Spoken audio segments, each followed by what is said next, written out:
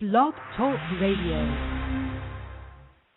You're listening to Truth on Tap with host Kevin Kiersten. The Big Show.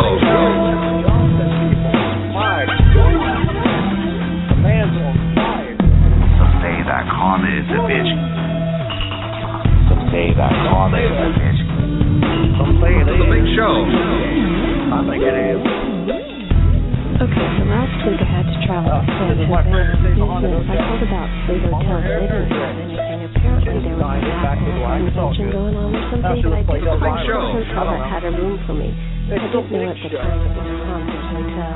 Yeah, you got it. You are in here. You are listening to Truth on Tap with your host, Kevin Kiersten. It is going to be the Monday Impromptu show. We are talking Syria today. Now, I have gone to various news sources to check out what's going on with Syria and try to piece it together because you get so much bias from most news sources that it's hard to get an accurate picture. The only way to really do it, in my view, is to go around piecing it together. So that's what I did. And I've come up with a fairly comprehensive view on this whole situation.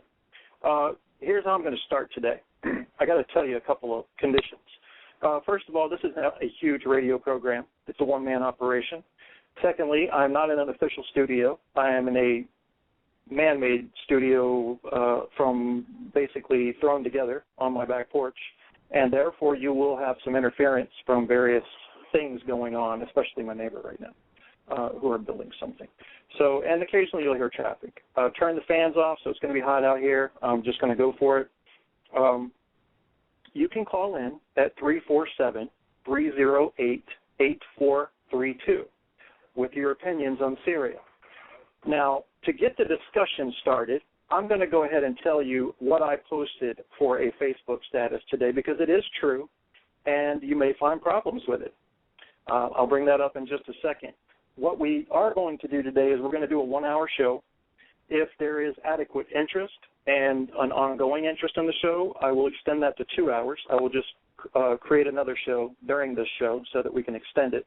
It'll actually be another website, a separate web address, so you'll have to look on the show page to see the new show to continue the discussion. Okay, so this morning I get up, and I've been thinking about this, and I have a certain amount of animosity toward our inaction so far in Syria. I have many friends that disagree with me on this policy. You know, there's a certain reserve now among the American public, especially after the tricks that got us into Iraq. There is a mistrust and a distrust. There is a fickle feeling toward the UN, many thinking that they're just puppets of the U.S. power. As long as that's going on, there's going to be major dissent on issues like this. And that's worth noting right off the bat, because you have to ask yourself, when an idea for war is presented, who benefits, who loses, and who's supporting what for what reasons? You got to look at motives. My status today was, here's what I said. I posted a link, actually, to the Syria crisis, and I quoted the BBC, which is the news agency I trust more than any other for international news. And this is what I said. I said, where the major players stand, it's complex.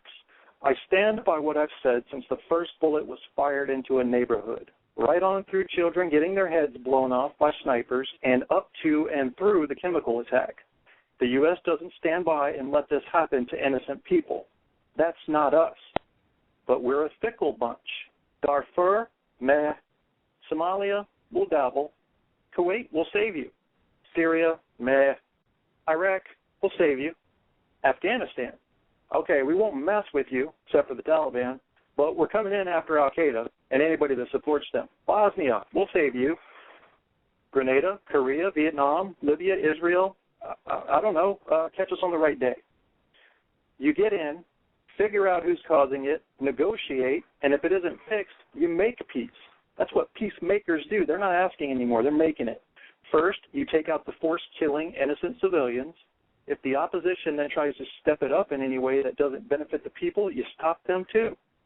You do what you have to do until children can play in the streets again when you are the most powerful nation in the world. You, at the very least, come up with a firm foreign policy and stick to it. We do not have a firm foreign policy regarding aid actions in combat situations. I don't think we ever have. We're awful nitpicky in that respect, and that's got to change. We got to put it in black and white and stick to it like glue. Let the world know ahead of time what's going to happen in a given situation.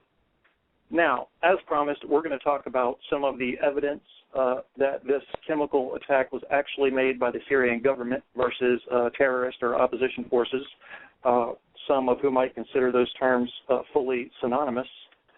The opposition forces are actually, a lot of people are just thinking of them as rebels, and they've been recognized by not only the Arab League, but many, three of the nations of the UN Security Council, including the United States.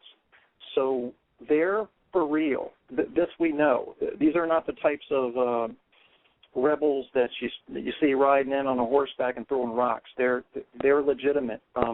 And what everybody's saying that supports them is they do represent, and the Arab League says this as well, they do represent the desires of the Syrian people.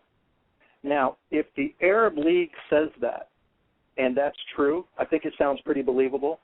What more do you need to know? They represent the desires of the people. So now you have a government who is routinely shelling, shooting, killing, torturing, murdering, any kind of opposition. I'm going to read you a little bit about how Syria operates, because we're going to come into this from a comprehensive view, stepping up into the current conflict. When you look at the history of Syria, at least the recent history, you're seeing basically a Ba'ath Party repeat of Saddam Hussein in Iraq. The arresting of people that offer dissent ever since 1963 and the coup d'etat that put the al-Assads in power. You're seeing the torture of those who might have differences of opinions, and it's actually a capital offense, and there are capital offenses for almost everything over there. It is a capital offense to be a member of the wrong party or belief. They have been hailed as one of the worst countries in the world by international organizations that pay attention to human rights for very bad conditions, terrible conditions in the area of human rights. And that is the treatment of prisoners, the treatment of women and children. A lot of people do not realize what is going on, and they don't want to know. They don't want to know what's going on in Syria. It gets bad, okay? You have, and you can read this on your own. I'm reading you facts here.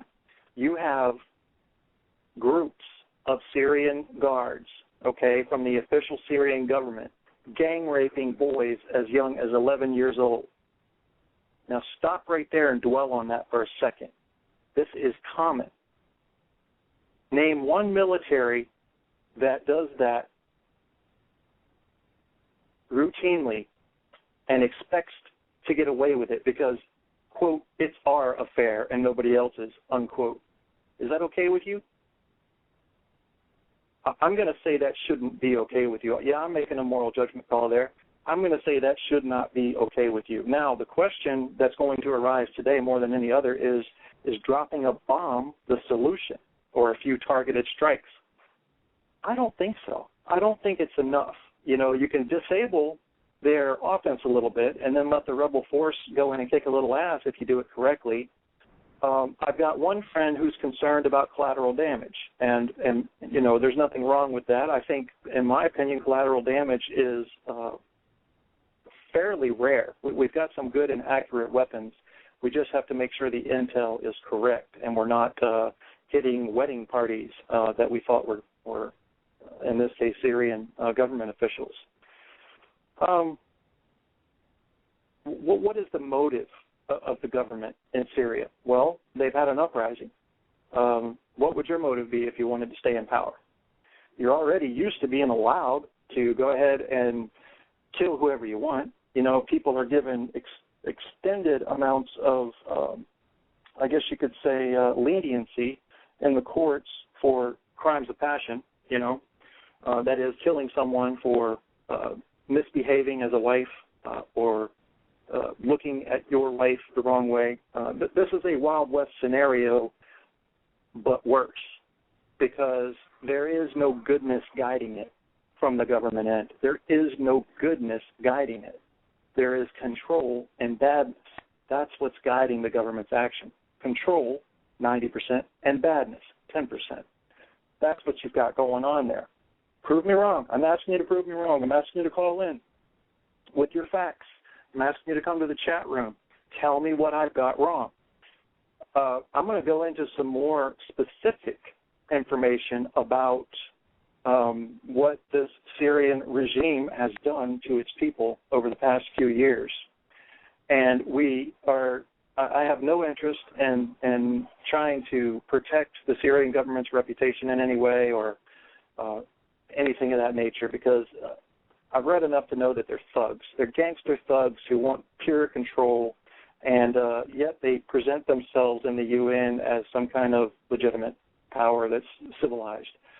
Civilized is not what they are.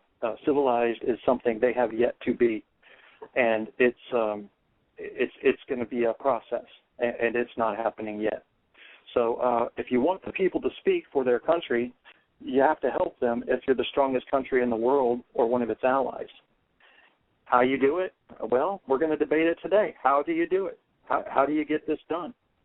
You want to get a legitimate force in power? We do not want to be the United States of America, bully of the world. I hate that reputation. I don't think we should go meddling in everybody's business just for the sake of meddling. But when we have a chance to save lives and we have the resources to do it, we do it. And a lot of people like to bring up the argument, we need to help here at home first, and then we worry about somebody else. Wars do not affect home contributions. Any food, shelter, housing available right now in America is the same if we go to war. I don't know what people are talking about when they say that. People that are starving right now in America because they're not going to food banks or going to homeless shelters, they'll still be starving in a war, and they'll still be starving when the war's over. Would it be wise to take that money and put it into our infrastructure? Yes, unless the war is for the right cause. And you will be remembered as a nation. You will be remembered for how you act or fail to act in a humanitarian disaster such as this one. I was reading on the BBC, and I love my English and Scottish and Wales brethren. I really do. I have a deep respect for them. I feel a sense of connection to them. Always have, even being an American, born in America. I've done a little bit of genealogy research, traces back to England and the Norse Raiders. So kind of a weird combo there. Plus, I've got some Indian in my family. I'm a mutt. I'll admit it. And it's all good. But I'm looking at their viewpoints and how so many of them supported the no vote. They're not going to participate in this conflict, not in the military sense. Is that okay? Yeah. Well, it has to be okay because they're not. They've already made the vote. There's not going to be another vote. We are going to make a vote here in America, and we're going to talk about that later. France. And I was shocked by the British decision. I just thought we were hand in hand on anything that came down to humanitarian disasters, and so it did shock me. But I'm not hating on them. They have their reasons.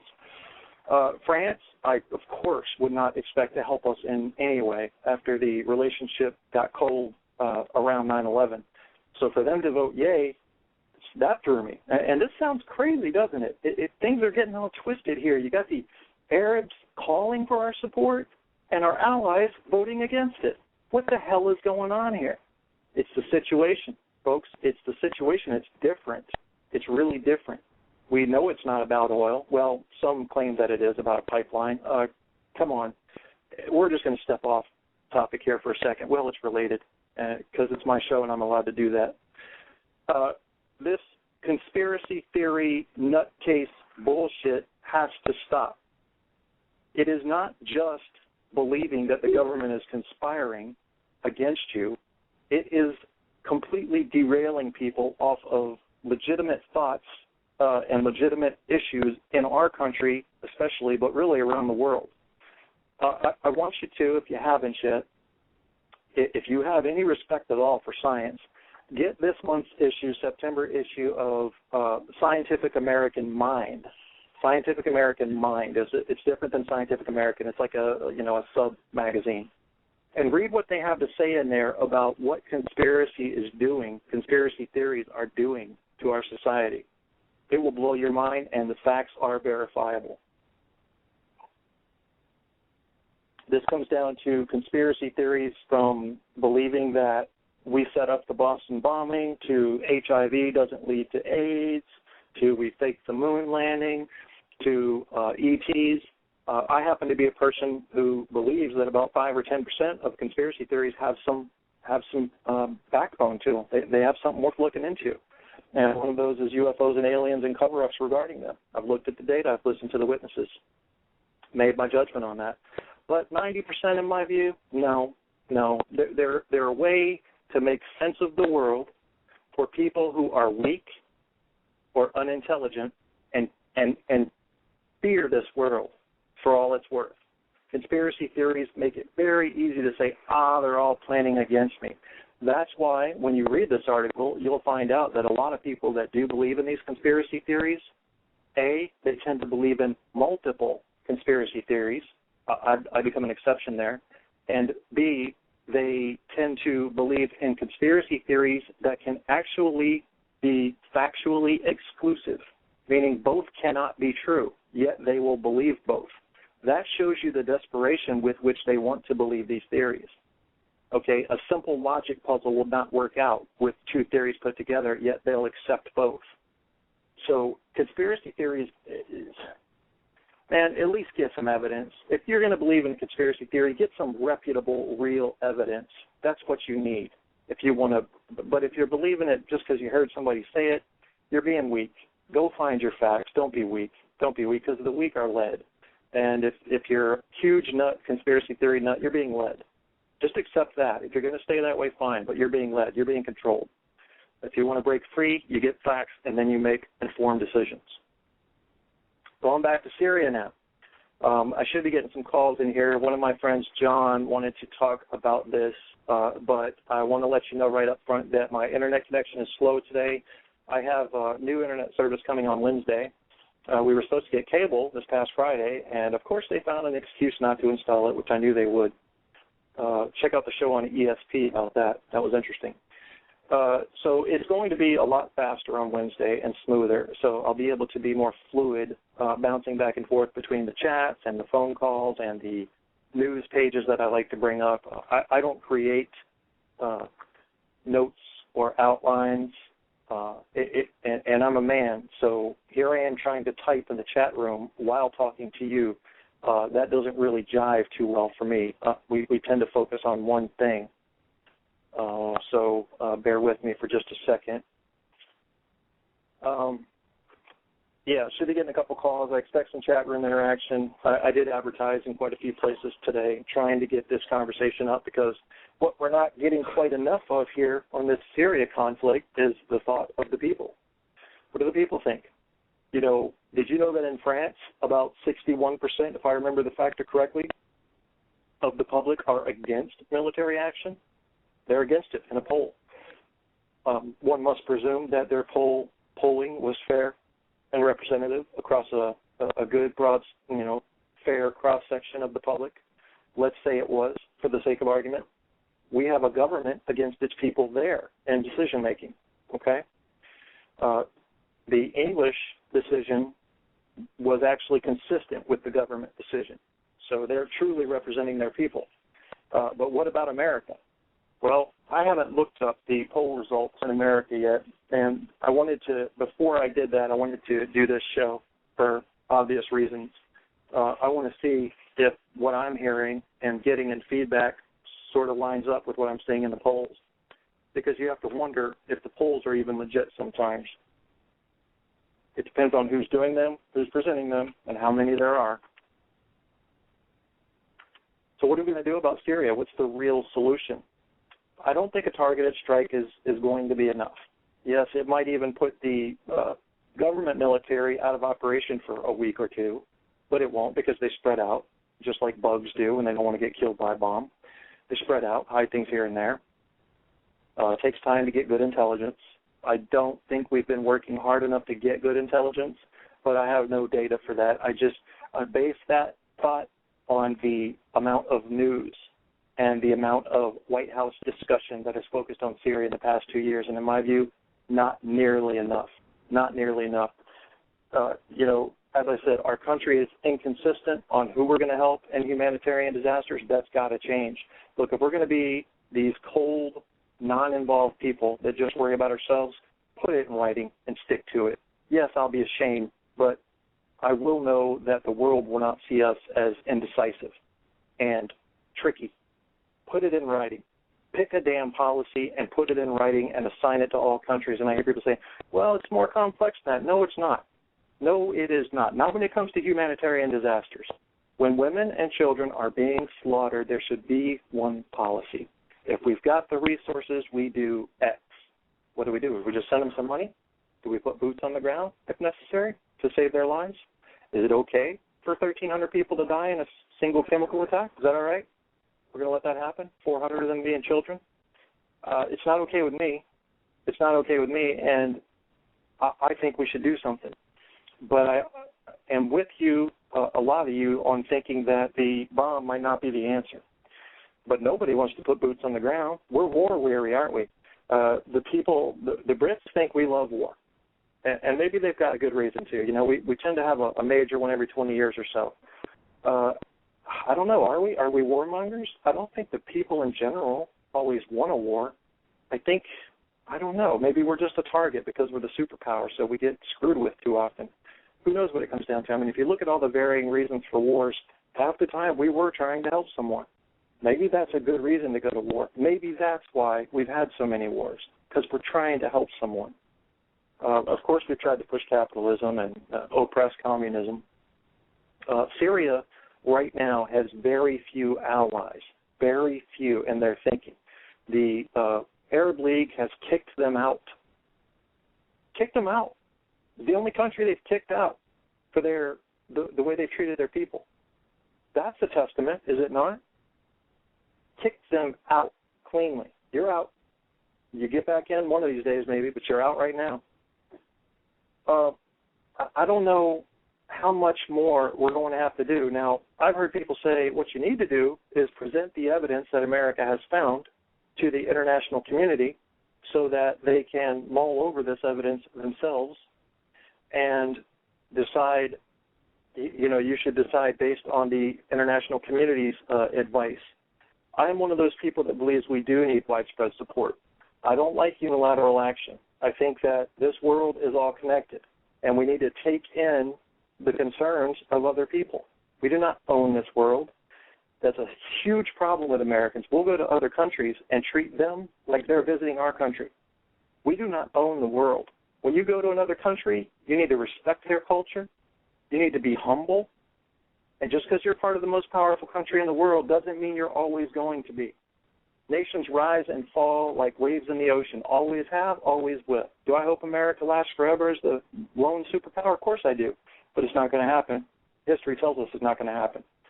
I don't know about this one world government. I don't know if that's coming. If it is, it's not a conspiracy. I mean, the bank guys that everybody keeps blaming for that kind of thing already have controlling currencies over there, so they don't need a one world government. I can't wait to take on Alex Jones. I got a next Tuesday show focused on him for 2 hours. Yeah, that's going to be fun. Let's go back to Syria. What are we going to do about this? If bombs are not the answer, nobody in America wants boots on the ground. As I said, boots on the ground. We're war weary. We're tired of war. We want our troops home. But is that a reason to not go in? Is that a good reason? how often do the horns of war blow at a convenient moment? Was it a convenient moment, December 7th, 1941, when the Japanese attacked Pearl Harbor? Was it a convenient moment on 9/11, on an idle Tuesday, which is the day that all the worst shit happens, that we decided this would be a good time for a terrorist attack? You know, we've been relaxed for a while, don't got any war stuff going on, hope they hit us here soon. No, there's never a good time for a war, and sometimes they stack up on each other, and that's something we need to learn how to work with. If we're not going to do it, if we decide against it, if Congress decides against it and Obama goes with Congress, I'm one, again, who believes you need wide support, so if Congress were to vote against this, I think as a president you have to go with Congress. He doesn't have to. The truth is he could still have enough authority to pull off a limited military strike, but I think you got to go with your Congress because your Congress technically represents the people, and you have to support, not direct, the will of the people. It is the will of the people with which you speak to the world if you're a good president, and that goes for any leader. It is not what you think the people should be and therefore what you do, as certain leaders in our past have done. This is something that is, I think, misunderstood on a huge level in governments. When people get in power, they become blind. They become power drunk. You've seen it. The only people, people in power just want more power. I mean, what else can they ask for? They've got the money. They've got the fame. They want more power, more and more, more and more. It's heroin. I mean, how can you look at it any differently than that? So, here's what I think happened with President Obama. I'm going to give you my take on the initial reaction there. If you're on the phone lines, please hold. I'm not ready just yet to take you, but I will, so stay there. I think President Obama had this reaction of, how many children were slaughtered? We're going in. Okay, that was an emotional reaction. That's what I think. I have no proof for that. It's just from what I know about him and what I think he is thinking. We're going in. Kids aren't getting slaughtered on my watch. Then his advisor says, well, wait, let's not make that knee-jerk reaction. Even though children were slaughtered, we got to think about this for a minute. We don't have a lot of international support for this yet. This was before Saudi Arabia had made their call for aid. They want it to go down, and we'll talk about motivations for that later. So he calmed down, thought about it, and said, we need Congress. We need Congress to approve this. I don't blame him there. I really don't. But he should have come out with that. Well, I'm going to Congress. Not we're going in. No, I better go back to Congress. So that was I believe that set a very, I would call that a stutter step in a very minimalist sense, but it was really worse than a stutter step. It was indecisiveness at a critical point in American history, where we will be defined by the action or inaction that we take in this crisis, and so will other nations, just to be sure. Not just France, not just England, but the entire Arab League. We're talking Australia, we're talking Canada. Does Mexico want to pitch in anything? What about South America? There's stuff going on in Fukushima. 14,000 people have died since that started. Is that a more important affair than this, and should it therefore get more attention? Those things are all up for debate, and we need to take them both equally as seriously. But we haven't. I think with Fukushima, there was this mistake in thinking that when we talked to them and went to help them, we gave them plenty of monetary aid, but they said, we got this under control, and we believed them. The Japanese people are a very proud people, and they didn't want the world to think they couldn't control something in their own lands. And turns out they couldn't. The problem was just too big. Nobody could have controlled it, I don't think. It was just too big at that point. So this is nothing about the Japanese people. That's a huge problem now. That is a huge problem. They're pulling in fish off the West Coast that have unsafe and unhealthy radiation levels above and beyond anything you can find in nature. So that's huge. Look at the area it is spread to and the disease and death potential it carries with us, even more so than the deaths it's already caused. So, yes, that's a huge deal. I wouldn't put Syria's situation above that. What I'm saying is Syria is something we can fix right now. Fukushima, it's going to take 100 years to get that right, no matter which way you approach it from. That's the nature of radiation that has had a chance to spread out all over the Pacific Ocean. That's just what it's going to take. There's no fast way to clean that up. But we should have been far busier on the ball when it first happened, far busier in containment efforts, and we weren't. Yet another area that the United States could have afforded to help and did not help enough. So let's get back to Syria here. I got some people chatting about it in the chat room. Nothing at this point that appears to be a question, so we'll let them go.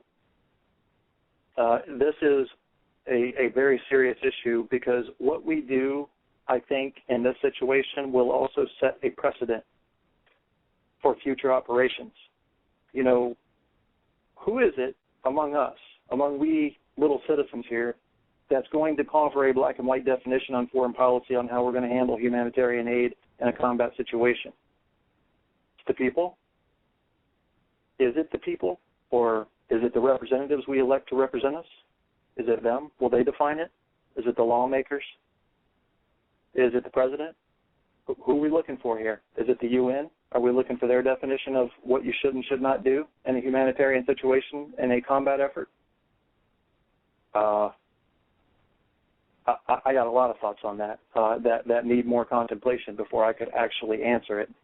What I do believe, as I've said before, is that any government should be representative of its people, speak for the people, not to them.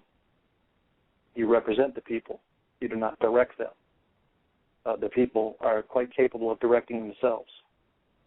There's this widespread willingness in America. I don't know if it's like this in other countries. I'd be curious to know, where people like to call everybody stupid. Oh, everybody else is just boneheads. They couldn't tell their asshole from their elbow. You know, that's not really true. We have a fairly intelligent population here in America. Yes, schooling has slipped over the past 30 years. Yes, IQ has gone down, I think a few points as a result of that, but not much, nothing that can't be recovered. We are not the leader in education, and that's a matter of negligence. You know, but we're not, we're not sitting down there in double-digit IQs below 50, say, on average. It's we're up there. We have people just like every other country that are completely blind to what's going on, or don't care, or are incapable of knowing it. And we have geniuses on the other end that know everything, and that's that. But most of us fall somewhere around that center, well inside the heap of the bell curve, far away from the standard deviations is the average American, just like people in every other country. Now, how does the media play into that? The media defines news for us, don't they? They control our news. We're going to believe what they say. All I can say about that is that's right. So get as many sources as you can and include sources from outside of this country, even Middle Eastern sources. There's a huge hatred in America of the Middle East in general because everyone has lumped Al-Qaeda together with everybody else from the Middle East and lumped the Taliban in, and they're all Middle Easterners. Kill all the Muslims. It's not smart. It's not smart, and it's not tolerant. And there are a lot of Muslims that believe that too. Just kill all the Christians. People like that, the way to stop them is to kill them. That's the only thing that's going to save innocence. But guess what? From their angle, for those of us that are saying kill all the Muslims, they're actually legitimate in saying, well, the only way to stop them is to kill those Christians. So keep that in mind. Keep that in mind. Imagine what you're going to do if you're not the one in power. Imagine what you're going to do if you live in a country that is second or third or fifth or 10th in world power. Because it could happen in America any day, especially with our flimsy economy. It could happen. So just something to think about. How you treat the world will come back on you and your country and your descendants. The ripple effect at a minimum. But more than likely, the actual path of history is carved out.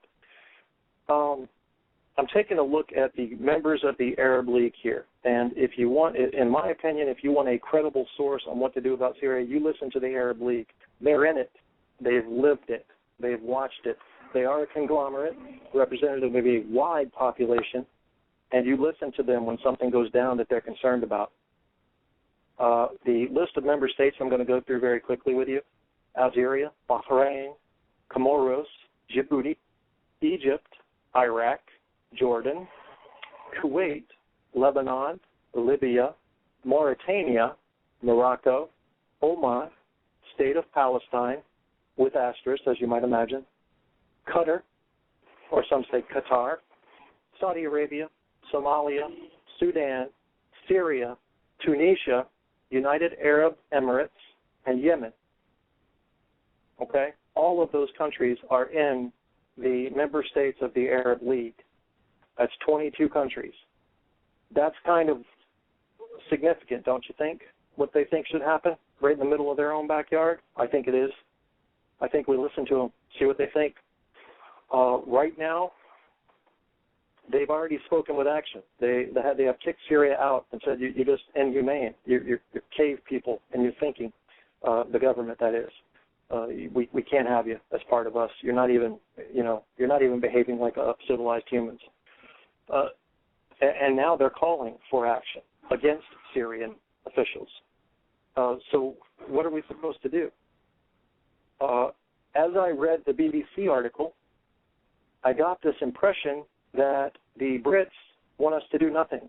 Most of them were proud of their brothers and sisters for voting down the action to allow the government to loan military aid to this effort.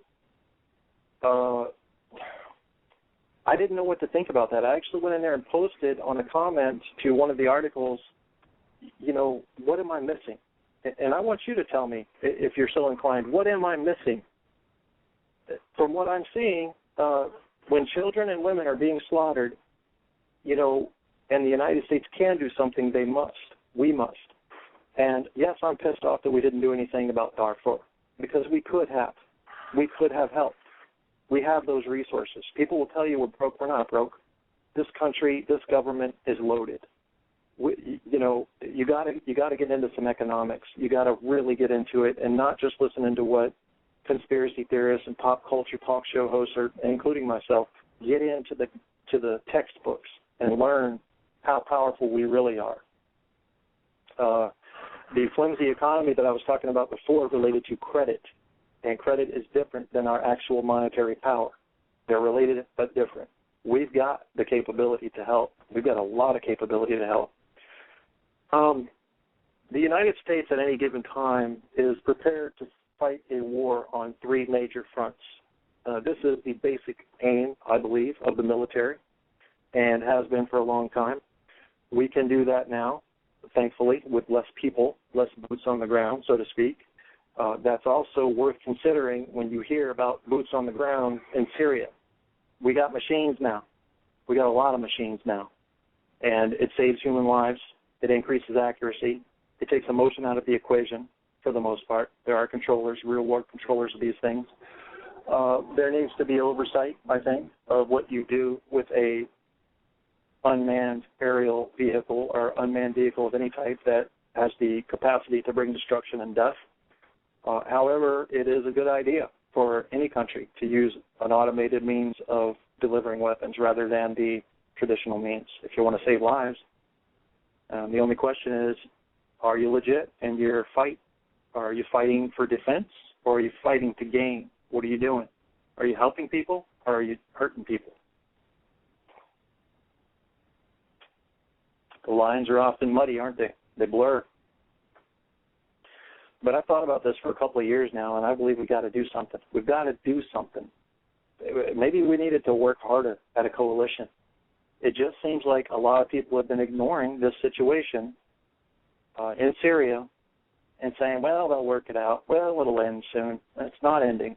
They're not working it out. It's a bloodbath. And innocents are being killed far too often to just ignore it. We can't ignore it.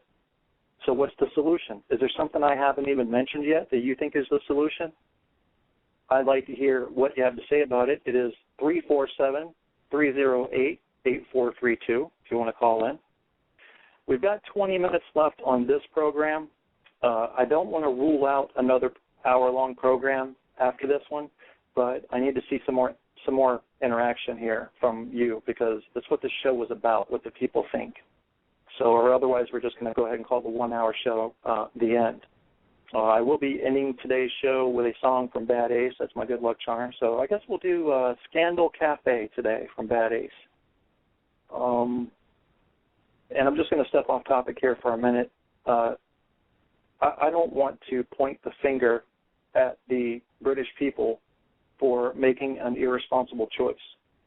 I think they, too, are quite skeptical after what happened with us going to Iraq and them going with us. And I can't blame them for that. But I'm asking, for those that might be listening, for you to look at those facts. I know it's not fun, and most people just want to push them aside and say, oh, they'll work it out. But they're not going to work it out. They need help. And, you know, you're our biggest ally. You know, you're a world power. You can help in this. You can help behind the lines. I think they call them, you know, NGAs, non-government associations, or NGOs, non-government organizations, that can help. There are official assessments I wanted to talk about, done by Britain and done by America, of the chemical attack in Syria. Now, this is something important to note. If you look at the British report, it looks like a slimmed-down, trimmed-down, Cliff's Notes version of the American report, with a few missing exclamations, if you will. That sort of tells me that the writers of that report were kind of along the lines of not wanting to get into this conflict. I don't know who those writers were. I'm going to look into that. I'm curious if you know. If you look at the American report, it says we have a lot of evidence. First things first, we need to present that evidence to the international community. Then, if it's legit and it checks out, we will be in a far stronger position to take action, a legitimate action, and not break international law. And I'm going to go into those two documents a little bit more later. Vladimir Putin, he's bothering me. Is he bothering you? Is he bothering you as an American? He's like a little yappy dog, nipping at our ankles every time we take a step. It's really getting on my nerves. He is the old school. He is the KGB mentality. Control it, lie about it, do whatever you have to do to keep power. Sounds familiar, doesn't it? You know, he needs to stop threatening the U.S. That's something I don't think we are going to tolerate for too long. And we don't need another huge war. You know that, and I know that. But he says basically that it's a bunch of hogwash that to say that the Syrian government did this chemical attack. His assumptions, which he has not aired yet to my knowledge, are that, according to experts, are that he believes the U.S. either planted this incident or that it was the opposition that did it to get more support for their cause. All possibilities, I'll tell you that, but probability steers you back.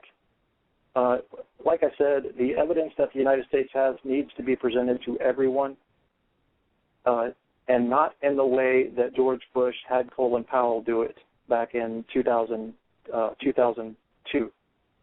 That was bad. That was very bad.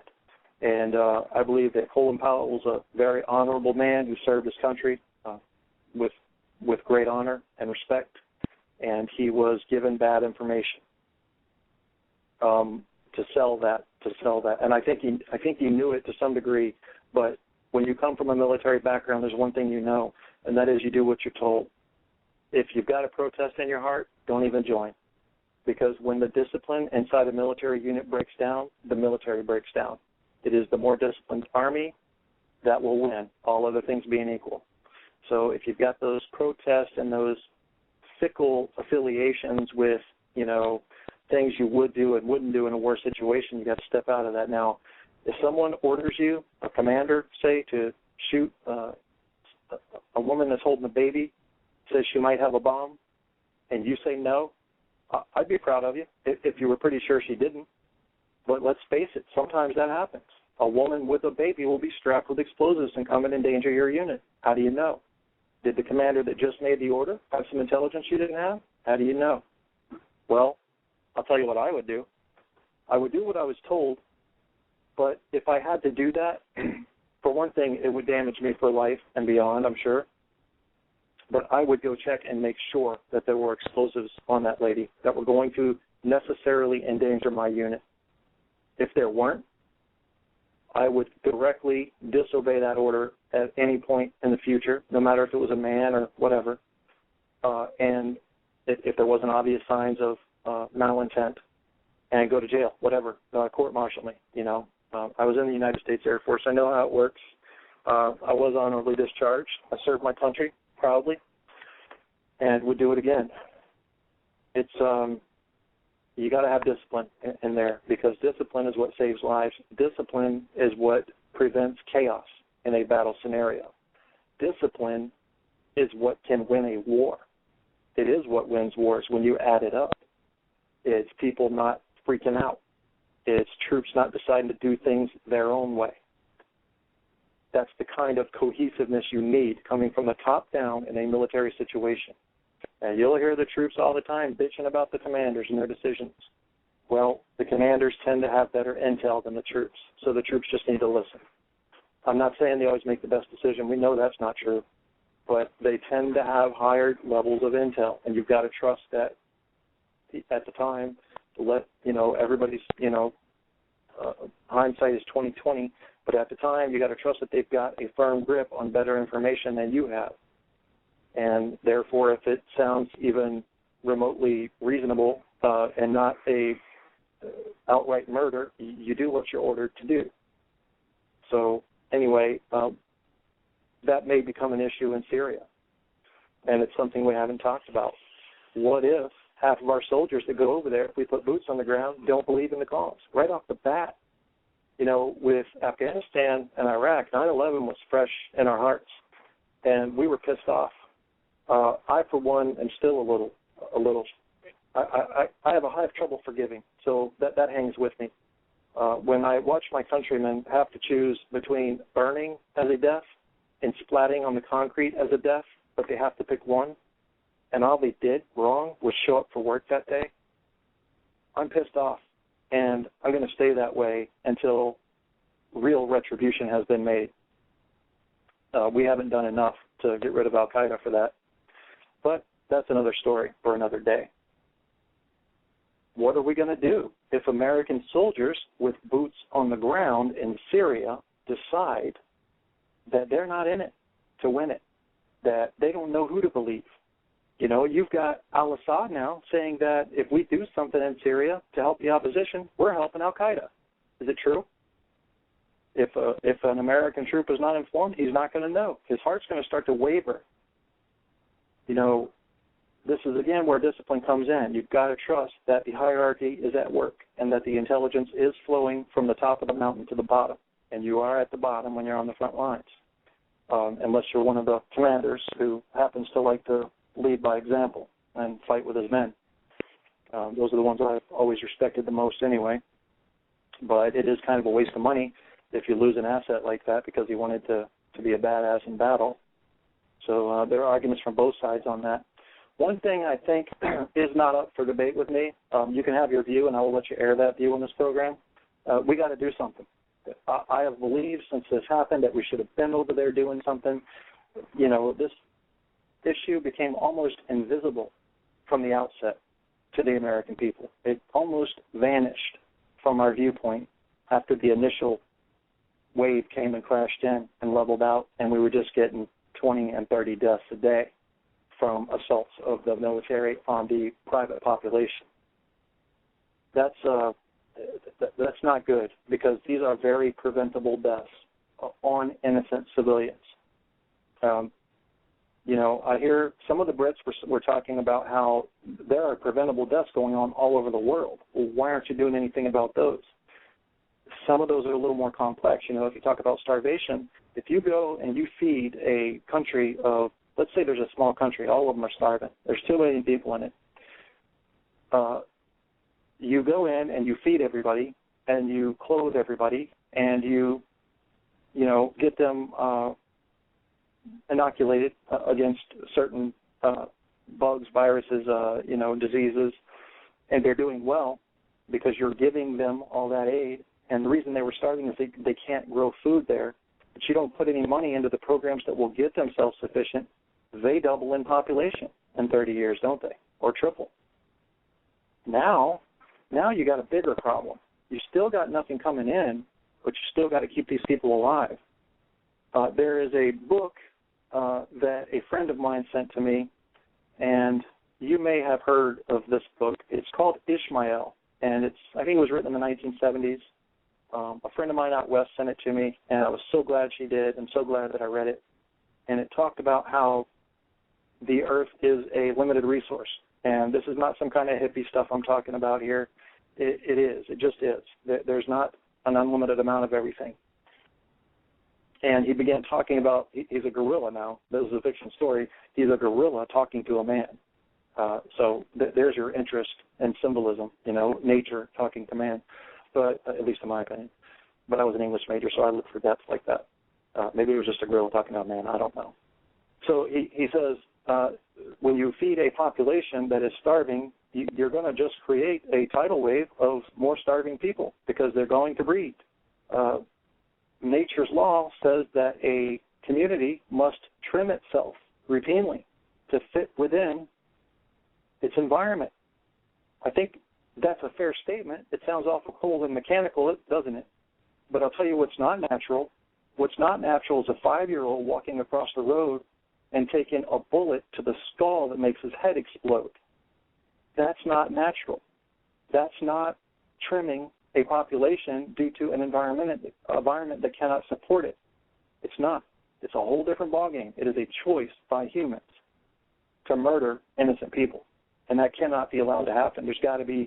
But there has to be consensus. There has to be widespread consensus before you take action. I agree with that, and that's what makes this position, it is a position, this position that the United States is in, very complex. I've got a call here, but I've only got 7 minutes left. I'm going to go ahead and take it, and then we're going to cut out 3 minutes, and we'll probably do another show to finish it. So let's go ahead and bring this on here real quick. Give me one moment. I got a caller from the area code 540. You're on the air with Truth on Tap. Yes, sir. How are you? This is John. I understand. Hey, John, what's going on? All right, man. How are you? I'm great. Hey, would you turn your speakers down a little bit because I'm getting an echo? Certainly. Okay. Okay. So go for it, man. It's all yours. I hear, this constant thing about humanity and what have you. Understandable. All that stuff is agreeable, and there's no denying that.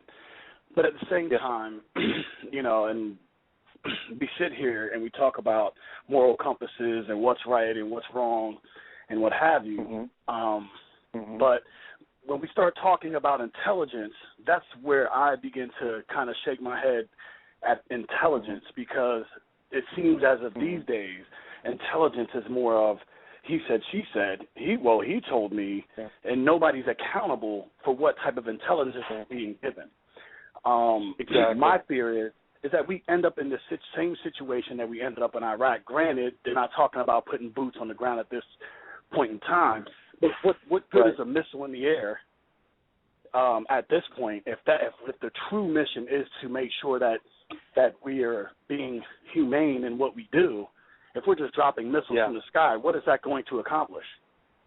That's number one. Number two, if we start putting boots on the ground, again, how valid is this? Are you still there, John? Yes. Okay. I'm sorry, you cut out on me there. Go back to number two, if you would.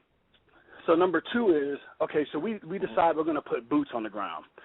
At that point, now the question is, again, how valid is this intelligence? So we go in, after there's boots on the ground, then what?